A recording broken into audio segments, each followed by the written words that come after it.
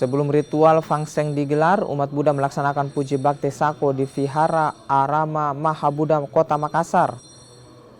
Ritual melepaskan ratusan burung dan ikan ini dilaksanakan di Vihara Arama Buddha sebagai bentuk kebajikan sesama makhluk hidup.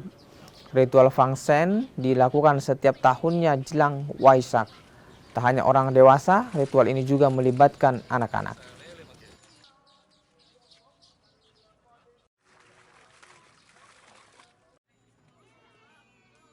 Ya, untuk kegiatan ini tentunya kita melibatkan ya, anak-anak yang dewasa, muda-mudi, kemudian bapak ibu dan yang lainnya, sehingga nantinya bisa diteruskan selanjutnya.